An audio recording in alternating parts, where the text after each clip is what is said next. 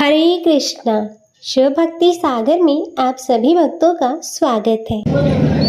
ओम सौम्य रूपाय विद्महे गणेशाय धीमहि तन्नो सौम्यः प्रचोदयात्।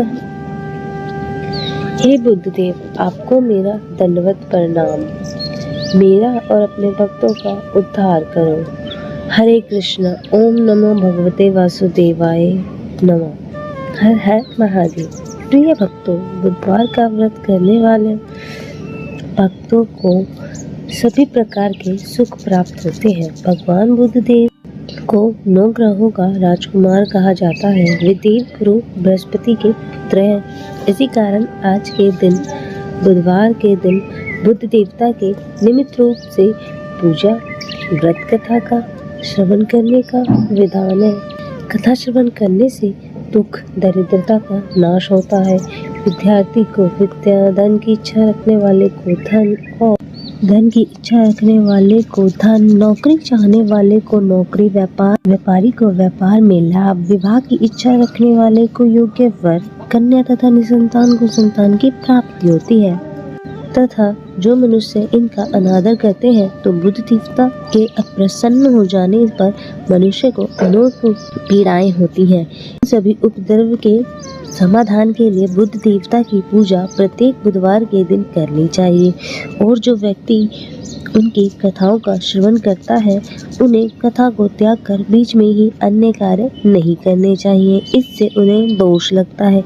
यदि आप कथा सुन रहे हैं तो पूरा सुनिए, इससे मनचाही बल की प्राप्ति होती है।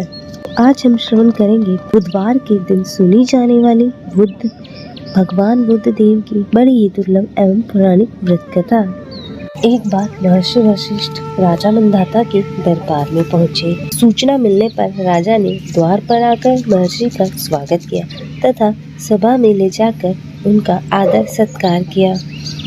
उन्होंने कहा, हे गुरुजी, आप प्रजा के कल्याण के लिए कोई ऐसा उपाय बताइए जिससे मेरी संपूर्ण प्रजा कष्टों से मुक्त होकर स्वर्गारोहण करे। वशिष्ठ जी ने राजा की बात को सुनकर कहा, हे राजन, तुमने बड़ा ही उत्तम प्रश्न किया है, क्योंकि कोई भी व्यक्ति परोपकार की बात नहीं सोचता, केवल अपना ही लाभ देखता है। इसके लिए मैं तुम्हें एक ऐसे व्रत का वर्णन करता हूँ जिसको करने से सभी प्राणी सांसारिक सुखों को भोग कर अंत में विष्णु लोक को चाहता है। वशिष्ठ जी ने राजा मंधाता से कहा, हे राजन, बहुत समय पहले तुम्हारे पूर्वज निमि महाराज ने इस व्रत को किया था। महाराज निमि के वंशज मिथिला देश जनकपुर में राज्य करते थे। महाराज निमि आध्यात्मिक विद्या के प्रकांड विद्वान थे। एक बार इन्होंने अपनी विद्या के अभिमान में आकर भगवान बुद्ध का उपहास किया, जिसके फलस्वरूप बुद्ध देवता ने रुष्ट होकर उनके राज्य को नष्ट कर दिया। दूसरे राजाओं ने राज्य पर आक्रमण करके महाराज निमि को मार डाला। राजा की मृत्यु के पश्चात आक्रमणकारी सेना ने नगर के चारों तरफ से घेर लिया। रानी ने विचार किया, अब हमारे शेष परिजन भी शत्रुओं द्वारा मार डाले जाएंगे, अतः अच्छा यही होगा कि हम चुपके से नगर के बाहर निकल जाएं। महल के गुप्त मार्ग से निकलकर रानी अपने पुत्र एवं पुत्री के साथ वन में चली गई। कई दिनों तक वन में वे भूख प्यास से तड़पते रहे। किसी प्रकार भटकते भटकते वे उज्जैनी नगरी में जा पहुँचे। बड़ी चेष्टा करने के बाद रानी को एक ब्राह्मण के घर में धान कूटने व आटा पीसने का काम मिल गया।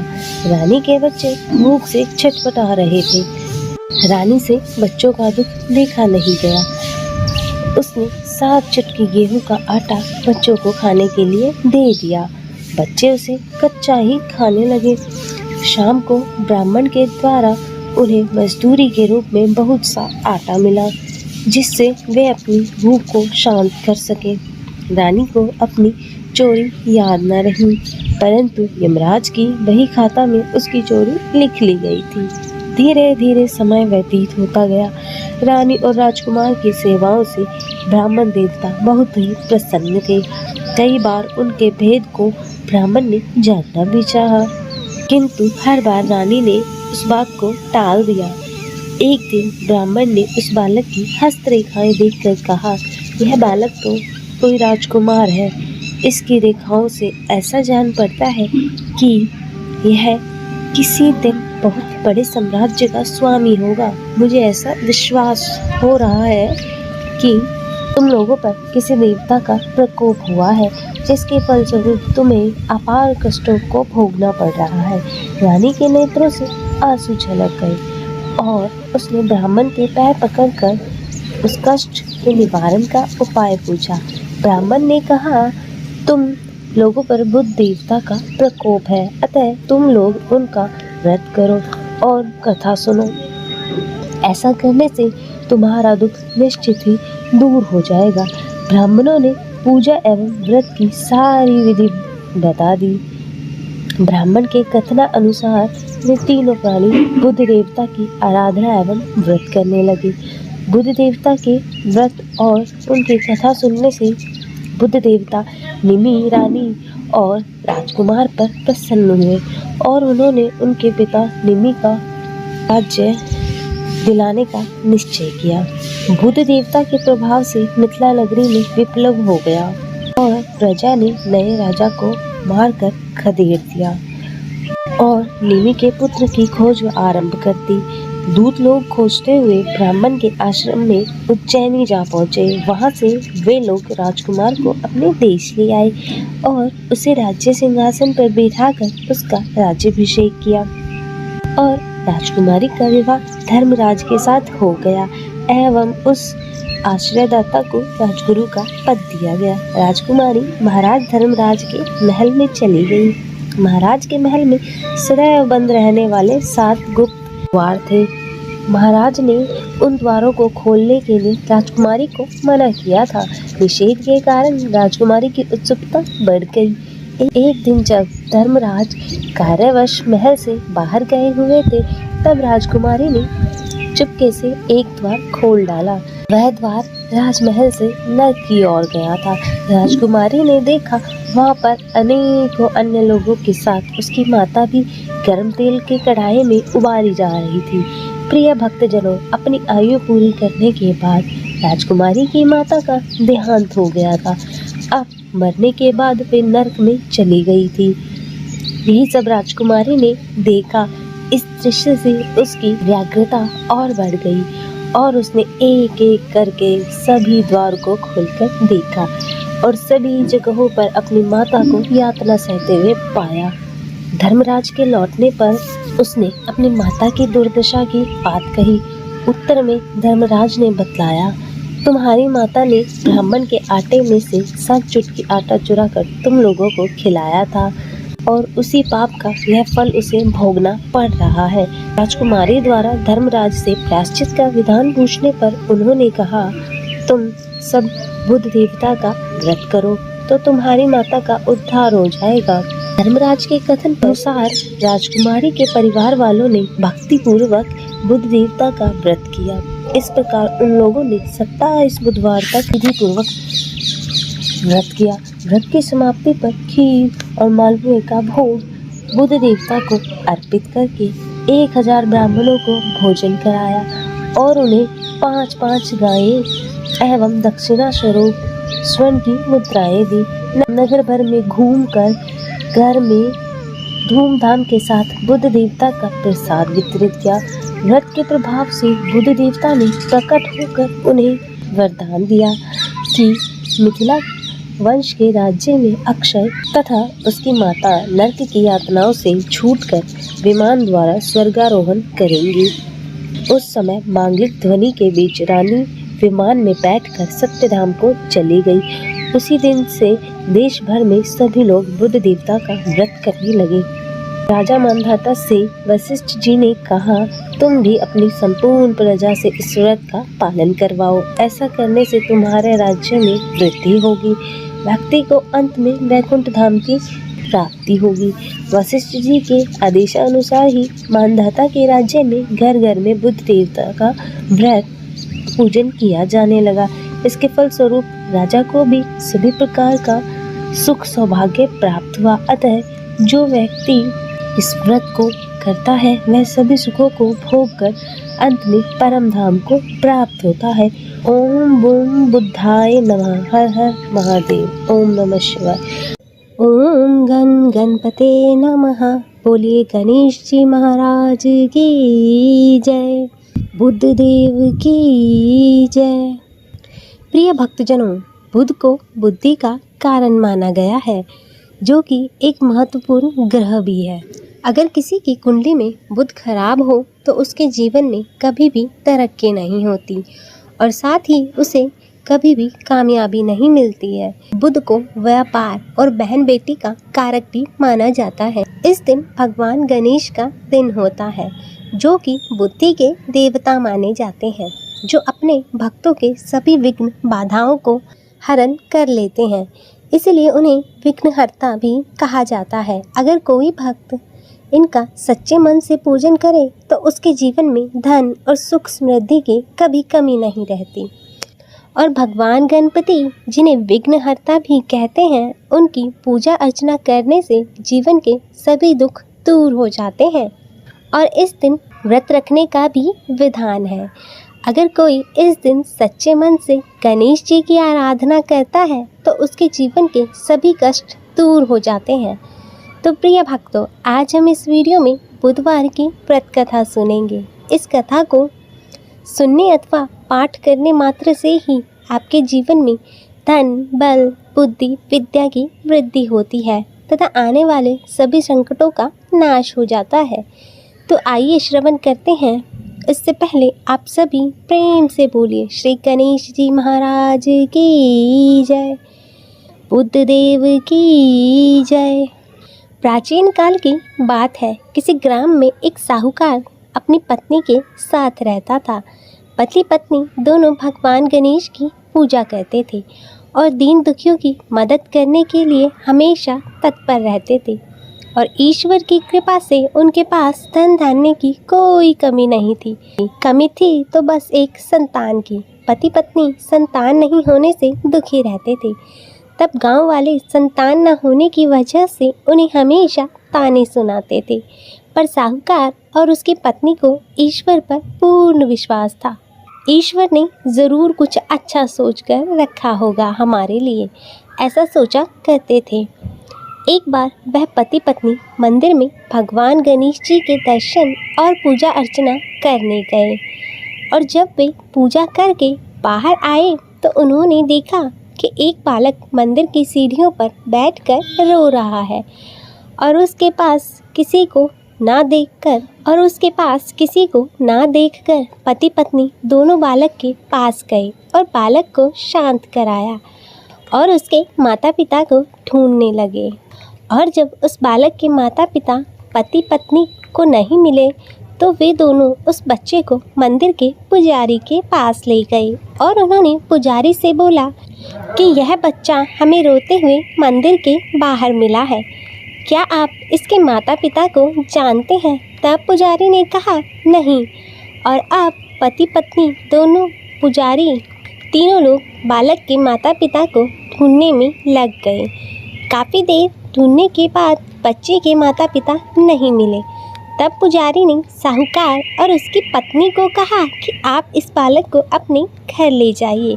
अगर इसके माता पिता इसे ढूंढते हुए आए तो मैं उन्हें लेकर आपके घर आ जाऊंगा। तब साहूकार और उसकी पत्नी बच्चे को लेकर अपने घर चले गए। काफ़ी समय बीत गया और बालक के असली माता पिता का कोई पता नहीं चला। तो उन्होंने गांव के सरपंच से अनुमति लेकर बच्चे को गोद ले लिया और उस नन्हे से बालक का नाम गणेश रख दिया। और कुछ दिन बाद गांव में एक पति पत्नी आए जो कि चोर थे और गांव में जाकर उन्हें पता चला कि गांव में सबसे ज़्यादा धनी व्यक्ति साहूकार है जिसकी कोई संतान नहीं है और उन्होंने एक बच्चे को गोद लिया है जिसके माता पिता का कोई अता पता नहीं है। और वे दोनों चोर पति पत्नी अब विचार करने लगे कि साहूकार को कैसे लूटा जाए। उन्होंने योजना बनाई कि वे दोनों बच्चे के असली माता पिता बनकर उनके पास जाएंगे और योजना बनाकर पति पत्नी दोनों मंदिर में जाकर बैठकर रोने लगे। उन्हें रोता देखकर मंदिर के पुजारी आए और उनके रोने का कारण पूछने लगे। पति पत्नी ने बताया कि आज से 4 साल पहले इसी मंदिर में हमारा बच्चा खो गया था। उसे ही याद करके हम रो रहे हैं और तब से हम अपने बच्चे को अलग अलग जगह पर खोज रहे हैं, पर वह हमें कहीं नहीं मिला। तब पुजारी ने बोला, एक बालक है जो उन्हें 4 साल पहले मंदिर की सीढ़ियों पर मिला था। शायद वह आपका ही पुत्र है।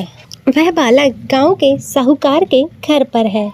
आप लोग मेरे साथ चलिए, मैं आपसे आपके पुत्र को मिलवा देता हूँ। और इतना कहकर पुजारी उन दोनों पति पत्नी को लेकर साहूकार के घर की ओर चल दिया। वहां जाकर पुजारी ने साहूकार को बताया कि गणेश के असली माता पिता मिल गए हैं और वह गणेश को लेने आए हैं। और यह सुनते ही साहूकार और उसकी पत्नी दोनों बहुत ही दुखी हुए, लेकिन वे दोनों गणेश को उसके असली माता पिता को सौंपने के लिए तैयार हो गए। और शाम का वक्त था। साहूकार ने उन दोनों पति पत्नी से बोला कि आज आप लोग विश्राम करें और कल प्रातःकाल होते ही निकल जाइएगा। और यह सुनते ही दोनों पति पत्नी खुश हो गए, क्योंकि उन्हें चोरी करने का मौका मिल गया था। और तब रात्रि को जब साहूकार और उसकी पत्नी दोनों सोने चले गए, तब दोनों चोर पति पत्नी उठे और चोरी करने के लिए तिजोरी को तोड़ने लगे। और आवाज़ सुनकर घर का नौकर जाग गया और उसने जाकर देखा तो ये वही दोनों पति पत्नी थे जो खुद को गणेश का असली माता पिता बता रहे थे। तब नौकर ने कमरे का दरवाज़ा बाहर से बंद कर दिया और तेजी से मालिक को बुलाने लगा। और आवाज़ सुनकर साहूकार और उसकी पत्नी दौड़ते हुए आए और चिल्लाने का कारण पूछने लगे। तब नौकर ने बताया कि यह दोनों पति पत्नी तिजोरी से चोरी कर रहे हैं। और यह सब देखकर वे समझ गए कि यह दोनों गणेश के माता पिता नहीं हैं, बल्कि चोर हैं। साहूकार ने गणेश को देने से मना कर दिया और बोले कि चले जाओ यहाँ से। पर उन दोनों धोखेबाज पति पत्नी ने निर्णय किया कि अब वो गणेश को अपने साथ लेकर ही जाएंगे। तब पति पत्नी दोनों गांव के सरपंच के पास गए और बोले, साहूकार उनके पुत्र को वापस नहीं दे रहा है। तब सरपंच ने साहूकार और उसके पत्नी को गणेश को साथ लेकर सरपंच के सामने प्रस्तुत होने की सूचना भेजी और साहूकार अपनी पत्नी और गणेश को लेकर आ गए। तब सरपंच ने भी फैसला किया कि साहूकार की पत्नी तथा दूसरी औरत जो गणेश को अपना पुत्र बोल रही थी, उन्हें सूर्य देवता के सामने अपना आंचल फैलाकर खड़ी हो जाना है और जिसके भी आंचल से गणेश के मुंह में दूध जाएगा, गणेश उसका ही पुत्र कहलाएगा।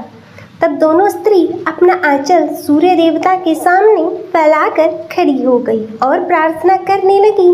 तब भगवान गणेश जी के आशीर्वाद से साहूकार की पत्नी के आंचल से दूध की धारा गणेश के मुंह में आ गई। और यह देखकर साहूकार और उसकी पत्नी दोनों बहुत खुश हुए और सरपंच ने गणेश को साहूकार को सौंप दिया। और वहाँ खड़े सभी लोग भगवान गणेश जी की जय जयकार करने लगे। अतः हे गणेश भगवान जी, जैसे कृपा आपने साहूकार और उसकी पत्नी पर की, वैसी ही कृपा इस कथा को कहते सुनते हुंकारा भरते सभी पर बनाए रखना। तो सभी प्रेम से बोलिए गणेश जी महाराज की जय, गणपति बप्पा मोरया। तो आइए सुनते हैं बुधवार व्रत की एक और कथा। उससे पहले आप सभी भक्तजन प्रेम से बोलिए श्री गणेश जी महाराज की जय, बुद्धदेव की जय। प्राचीन काल की बात है। समतापुर नगर में मधुसूदन नामक का एक व्यक्ति रहता था। वह बहुत ही धनवान था। मधुसूदन का विवाह बलरामपुर नगर की एक सुंदर लड़की संगीता के साथ हुआ था। एक बार मधुसूदन अपनी पत्नी को लेने बुधवार के दिन बलरामपुर गया और मधुसूदन ने अपनी पत्नी के माता पिता से संगीता को विदा कराने के लिए कहा, परंतु माता पिता बोले, बेटा आज बुधवार है, बुधवार को किसी भी शुभ कार्य के लिए यात्रा नहीं करते। लेकिन मधुसूदन नहीं माना और उसने ऐसे शुभ अशुभ की बातों को ना मानने की बात कही। तब संगीता के माता पिता ने मजबूरी में अपनी बेटी की विदाई की और दोनों ने बैलगाड़ी से यात्रा प्रारंभ की और 2 कोस की यात्रा के बाद उसकी गाड़ी का पहिया टूट गया और वहाँ से दोनों ने पैदल यात्रा शुरू की। तब रास्ते में संगीता को प्यास लगी और मधुसूदन उसे एक पेड़ के नीचे बैठाकर जल लेने चला गया। और थोड़ी देर बाद जब मधुसूदन कहीं से जल लेकर वापस आया तो वह बुरी तरह हैरान हो उठा, क्योंकि उसकी पत्नी के पास उसी की शक्ल का दूसरा कोई व्यक्ति बैठा हुआ था। और संगीता भी मधुसूदन को देखकर हैरान रह गई और वह दोनों में कोई अंतर ना कर पाई। तब मधुसूदन ने उस व्यक्ति से पूछा कि तुम कौन हो और मेरी पत्नी के पास क्यों बैठे हो। और मधुसूदन की बातें सुनकर उस व्यक्ति ने कहा, अरे भाई, यह मेरी पत्नी संगीता है। मैं अपनी पत्नी को ससुराल से विदा कराकर लाया हूँ, लेकिन तुम कौन हो जो मुझसे ऐसा प्रश्न कर रहे हो। और यह सुन मधुसूदन ने कहा, तुम कोई चोर या ठग हो। यह मेरी पत्नी संगीता है। मैं इसे पेड़ के नीचे बैठाकर जल लेने गया था। तब इस पर उस व्यक्ति ने कहा, अरे भाई, झूठ तो तुम बोल रहे हो। संगीता को प्यास लगने पर जल लेने तो मैं गया था। मैंने तो जल लाकर संगीता को पिला भी दिया है। अब तुम चुपचाप यहाँ से चलते बनो, नहीं तो किसी सिपाही को बुलाकर तुम्हें पकड़वा दूंगा। और इस तरह एक दूसरे से वे दोनों लड़ने लगे और उन्हें लड़ता देखकर बहुत से लोग वहाँ एकत्रित हो गए।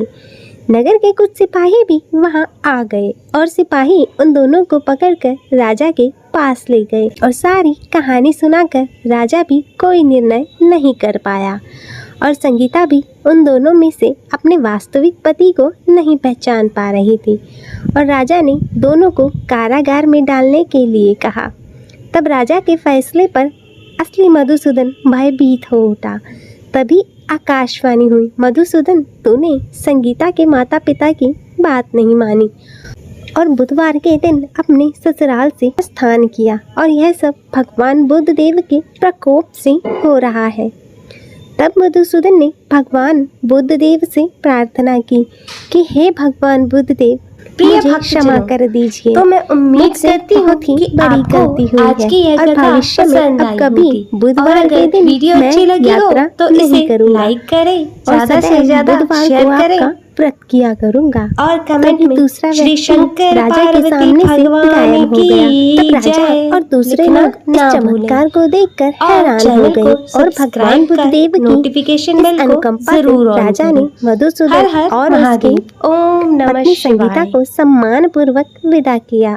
और कुछ दूर चलने पर रास्ते में उन्हें बैलगाड़ी मिल गई और टूटा हुआ पहिया भी जुड़ा हुआ था और दोनों उसमें बैठकर क्षमतापुर की ओर चल दिए। तब मधुसूदन और उसकी पत्नी संगीता दोनों बुधवार को व्रत करते हुए आनंद पूर्वक जीवन यापन करने लगे और इसी तरह भगवान बुद्ध देव की कृपा से उनके जीवन में खुशियाँ बरसने लगी।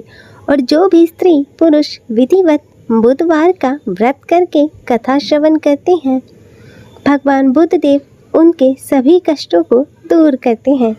अतः हे भगवान बुद्ध देव जी, इस कथा को कहते सुनते हुंकारा भरते सभी पर अपनी कृपा बनाए रखना और सभी के जीवन से कष्टों को दूर करना। तो सभी प्रेम से बोलिए भगवान बुद्ध देव की जय, गणेश जी महाराज की जय। तो आइए भक्तजनों, अब करते हैं भगवान गणेश जी की आरती। जय गणेश जय गणेश जय गणेश देवा, माता जगी पार्वती पिता महादेवा, माता जगी पार्वती पिता महादेवा, एक दंत दयावंत चार भुजाधारी, एक दंत दयावंत चार भुजाधारी, मस्तक सिंदूर सोहे मूस की सवारी, मस्तक सिंदूर सोहे मूस की सवारी, पान चढ़े फूल चढ़े हार चढ़े मेवा, लड्डुअन को भोग लगे संत करे सेवा। जय गणेश जय गणेश जय गणेश देवा, माता जाकी पार्वती पिता महादेवा। अंधन को आँख देत कोढ़िन को काया, पांजन को पुत्र देत निर्धन को माया। शूर शाम शरण आए सफल कीज सेवा, जय गणेश जय गणेश जय गणेश देवा, माता जाकी पार्वती पिता महादेवा।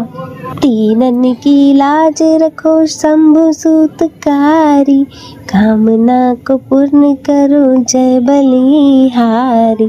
जय गणेश जय गणेश जय गणेश देवा, माता जाकी पार्वती पिता महादेवा। गणपति बप्पा मोरिया। प्रिय भक्तजनों, मैं उम्मीद करती हूँ कि आपको आज की यह कथा पसंद आई होगी। अगर वीडियो अच्छी लगी हो तो इसे लाइक करें और ज़्यादा से ज़्यादा शेयर करें और कमेंट में गणेश जी महाराज की जय लिखना ना भूलें। चैनल को सब्सक्राइब कर नोटिफिकेशन बेल को ज़रूर ऑन कर लें। हर हर महादेव। ओम नमः शिवाय।